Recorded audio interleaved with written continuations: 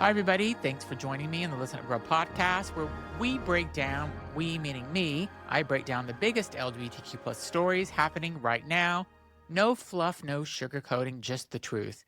I'm Randles-Friedman, and today we have so much to talk about.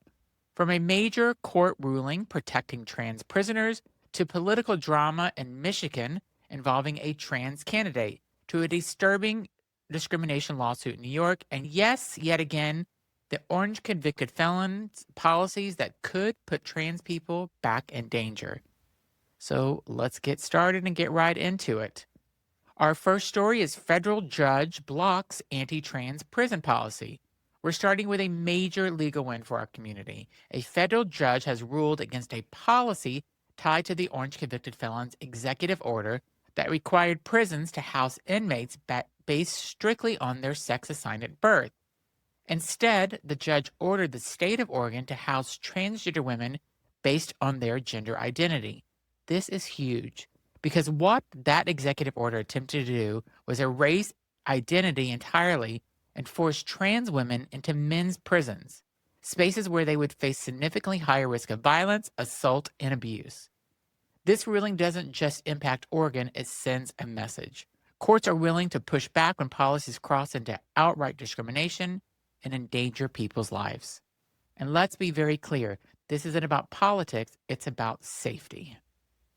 Next, in Michigan, the candidate files over deadnaming. Next up, politics getting messy in Michigan.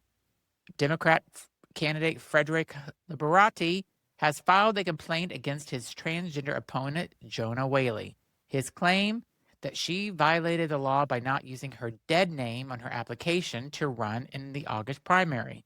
So let's pause here, because what this really is an attempt to weaponize bureaucracy against a trans candidate. Dead naming isn't just a technicality, it's deeply personal. It's invalidating, and in many cases, it's harmful. This raises a bigger question. Are we going to outdate the systems and legal technicalities to be used to erase trans identities from public life, or are we going to evolve? Because right now, this looks less like a legal argument and more like a political strategy. Next, non-binary actor files discrimination lawsuit. So in New York, and this one is honestly infuriating, non-binary actor Wesley Han, known for roles in Russian Doll and Aquafina is Nora from Queens, has filed a discrimination lawsuit against the Soho Grand Hotel. According to the lawsuit, a security guard entered the woman's restroom and told them to, quote, "Come on out of there. It gets worse," though.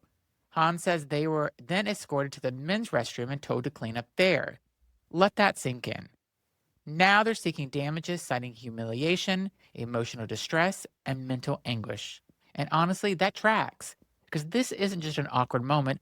This is a violation. It's about being policed, being questioned, and being forced into a space that doesn't align with your identity, all in a public setting.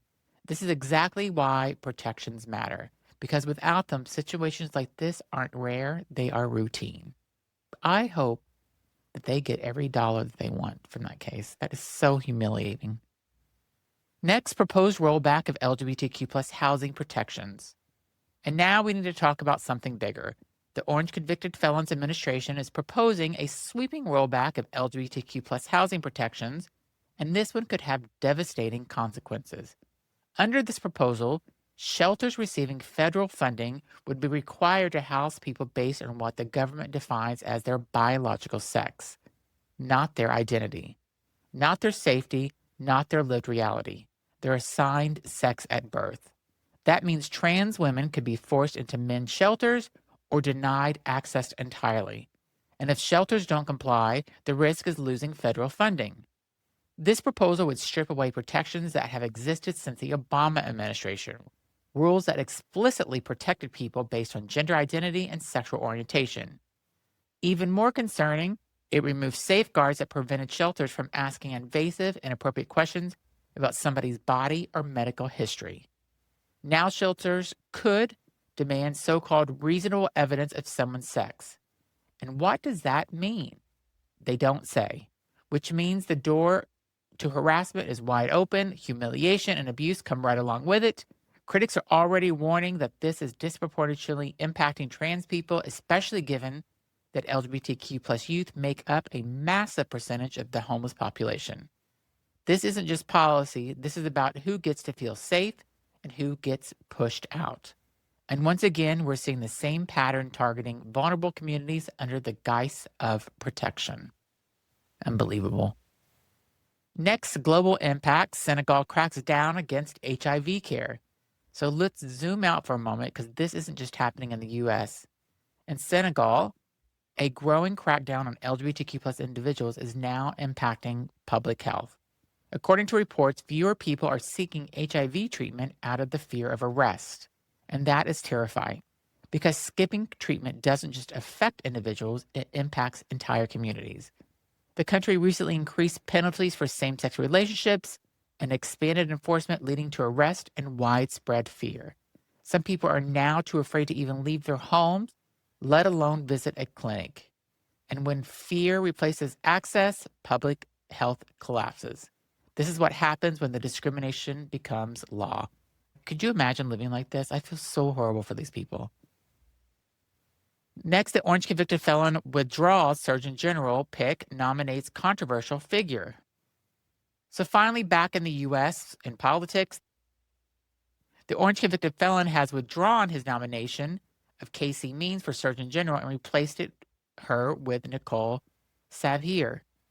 Now, Nicole is a doctor, a Fox News personality, and someone who has openly expressed anti-trans views.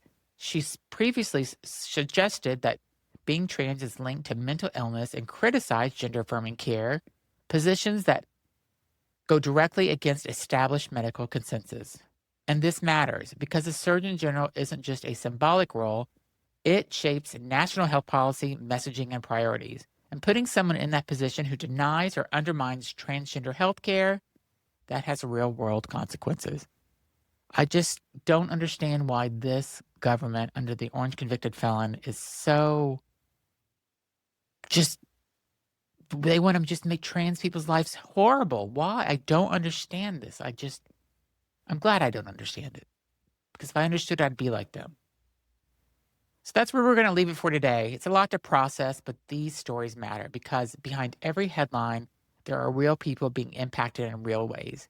If you enjoyed this episode, make sure you follow the Listen Up Grow podcast, share it with a friend, give me a rating because the more ratings we get, the more people see this podcast. And let's keep the conversations going. I'm Randles-Friedman. Have a wonderful Sunday, and I will see you tomorrow with more LGBTQ plus news.